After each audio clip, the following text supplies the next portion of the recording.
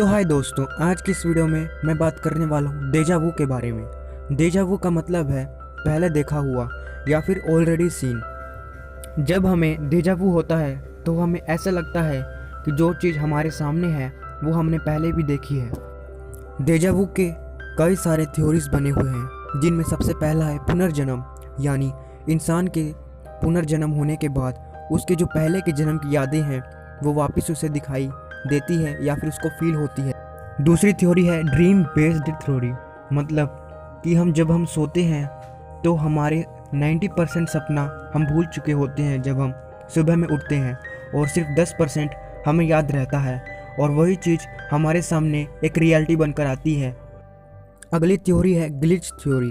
Glitch का मतलब होता है रुकावट या फिर ब्लॉकेज। ये एक बहुत ही कॉम्प्लेक्स थ्योरी है।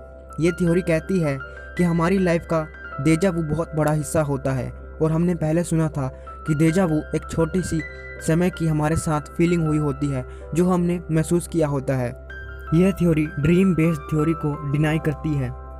सर एल्बर्ट आइंस्टाइन ने कहा था कि टाइम एक इल्यूजन है, और इस थ्योरी के हिसाब से हम पास्ट, प्रेजेंट और फ्यूचर एक साथ जीते हैं।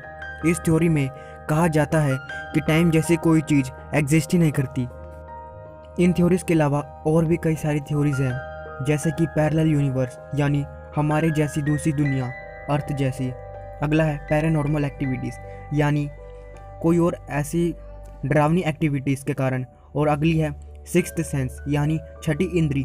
हमारी पांचों इंद्रियों के अलावा एक और इंद्री है जो बहुत कुछ जानती और देखती है जो हम नहीं समझ पाते। साइकोलॉजी के अनुसार डेजा वू एक मेमोरी मिसमैच है, यानी जब हमारी short term memory long term memory में ट्रांसफ़र होती है, जिसकी जो लॉन्ग टर्म है उसमें अनलिमिटेड कैपेसिटी होती है और शॉर्ट टर्म में लिमिटेड कैपेसिटी होती है। जब शॉर्ट से लॉन्ग जाती है तो हमें डेजा वू फील होता है। अगली थ्योरी है कॉन्शियस माइंड और सब कॉन्शियस माइंड। इसमें होता ये है कि जब कॉन्शियस माइंड एक्टिव होता है तो सब कॉन्शियस माइंड इनएक्टिव होता है, और जब सब कॉन्शियस माइंड एक्टिव होता है तो कॉन्शियस माइंड इनएक्टिव होता है। जब दोनों एक्टिव होते हैं, इस कंडीशन में हमें डेजा वू फील होता है।